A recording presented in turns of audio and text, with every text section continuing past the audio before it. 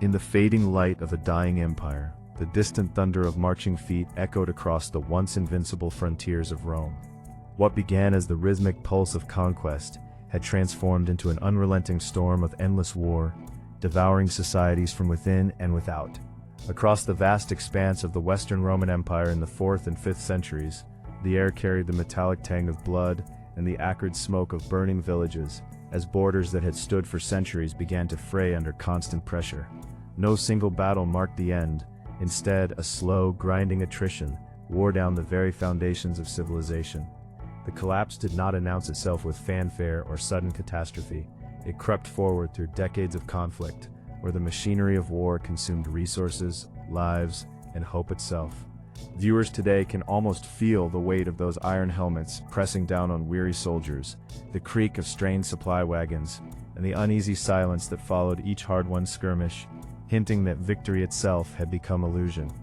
Societies built on martial glory found themselves trapped in a cycle of perpetual defense and futile offense, where every triumph sowed the seeds of future exhaustion. The Roman world, once a beacon of order and engineering marvels, stood on the precipice, unaware that the wars it fought to preserve its greatness were the very forces dismantling it piece by piece. But no one understood what was coming next, as the horizon darkened with the shadows of migrating peoples and ambitious warlords. The historical context of this era reveals a Mediterranean world forged in the fires of ambition and expansion. By the late 4th century, the Roman Empire stretched from the misty highlands of Britain to the sun-baked deserts of North Africa, its roads and aqueducts knitting together diverse cultures under the eagle standard.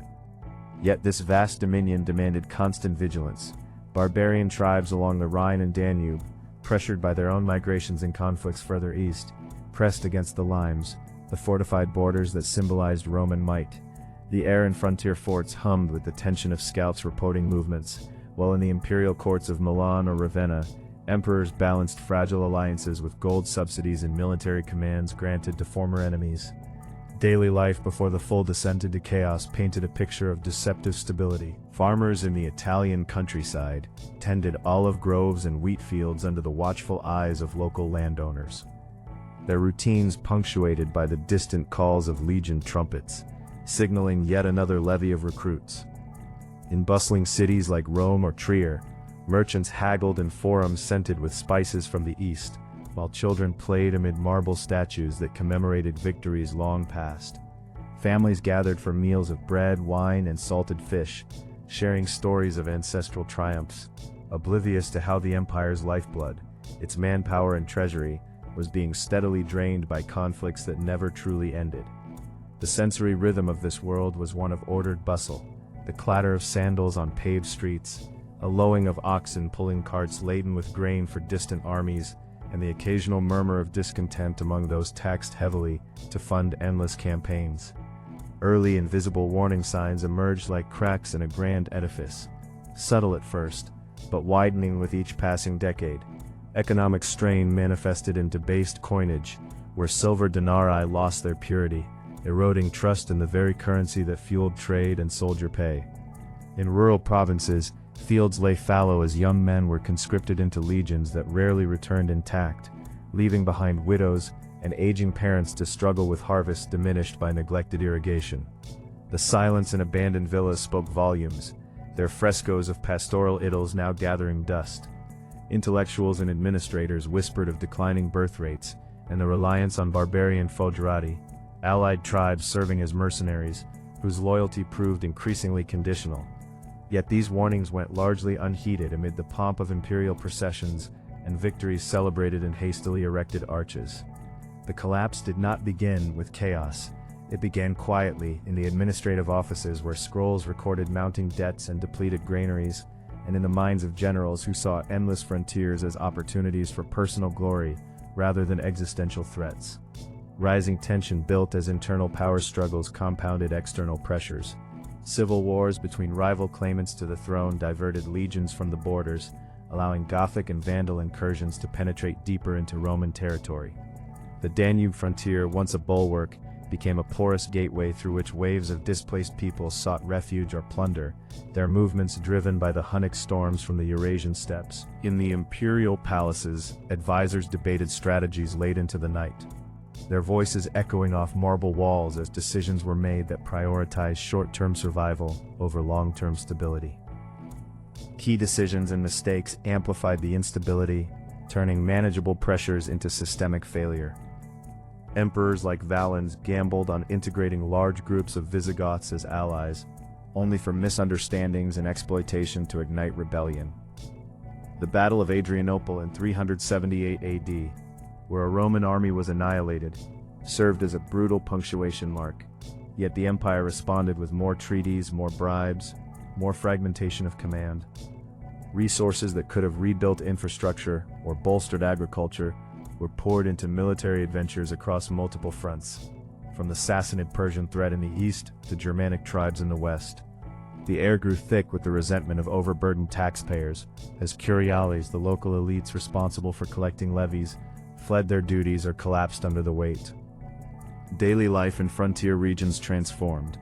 Villages once secure now fortified themselves hastily, their inhabitants scanning horizons for dust clouds signaling approaching raiders. The sound of blacksmith hammers forging weapons replaced the peaceful chime of market bells, while fear seeped into conversations around hearth fires. Pressures mounted as plague and famine, exacerbated by disrupted trade routes, stalked the land, thinning populations already strained by conscription. Generals, often more politician than strategist, pursued personal vendettas, leading to fractured armies that fought as much against each other as against invaders. The system groaned under the weight of these choices, where the pursuit of martial dominance blinded leaders to the human and economic costs, accumulating like storm clouds before a deluge. The moment the system began to fail arrived not with a single trumpet blast, but through cascading breakdowns across provinces.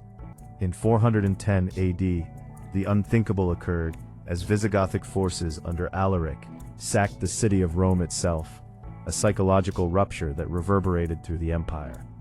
Though the physical damage was limited, the symbolic wound cut deep, shattering the myth of eternal Roman invincibility.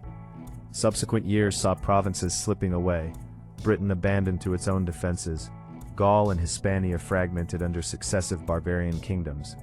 The once mighty legions, diluted by recruits of questionable training and loyalty, struggled to maintain cohesion amid constant campaigning. Sensory details of this unraveling were stark. The creak of overloaded refugee carts on muddy roads, the acrid smell of smoke from razed farms, the haunting quiet of ghost towns, where only stray dogs wandered.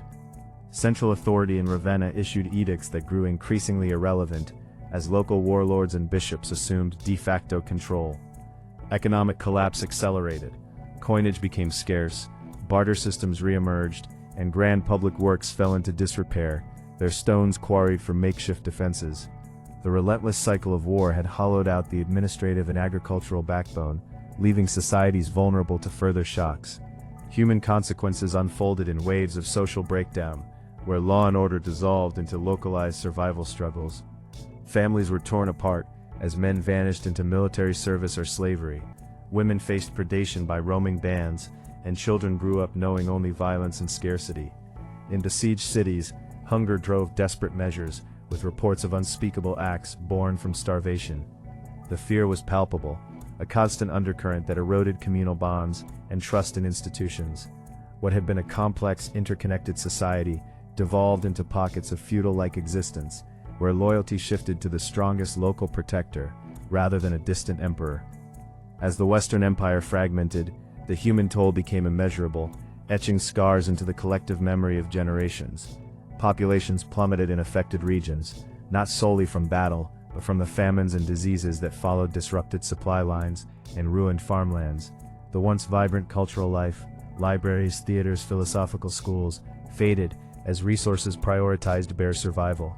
Artisans and scholars fled to the more stable East, carrying fragments of classical knowledge that would later flicker back to life.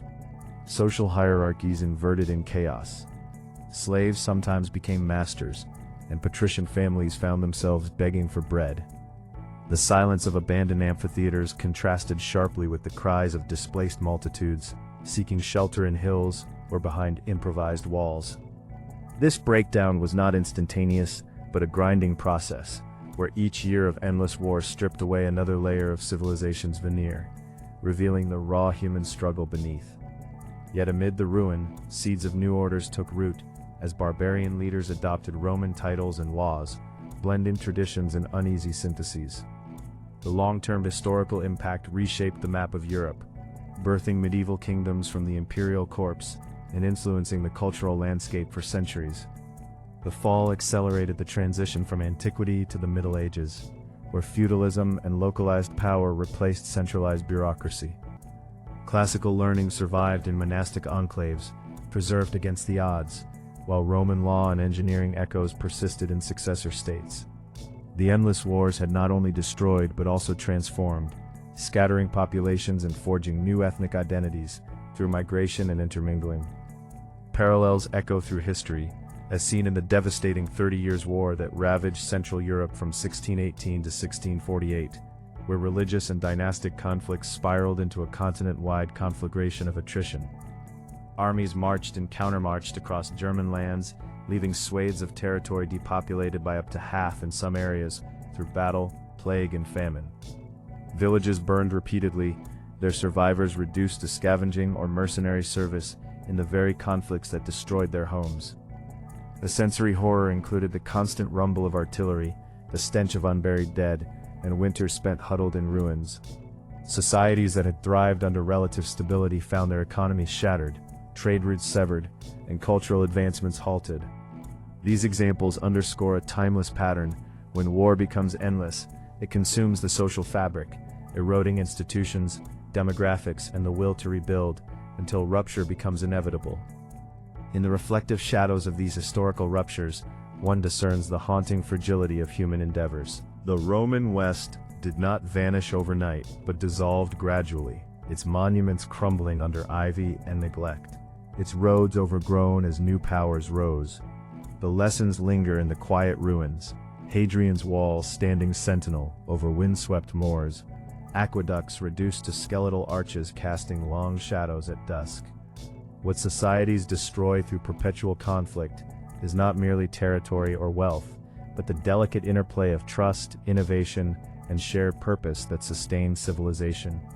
The collapse reminds us that strength derived solely from the sword eventually turns inward, devouring its bearer. As twilight settles over these fallen worlds, the wind carries faint echoes of marching legions and clashing steel, a solemn warning across the ages. In the end, the true cost of endless war reveals itself not in glorious epics, but in the silenced voices of lost generations and the faded glory of once mighty realms.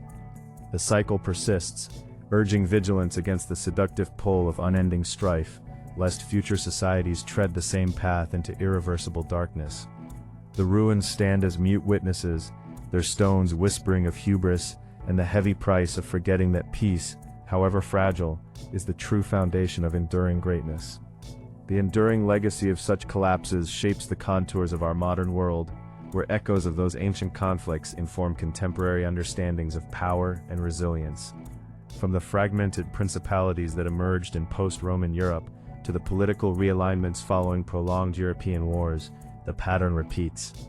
Exhaustion leads to reconfiguration, often at immense human cost.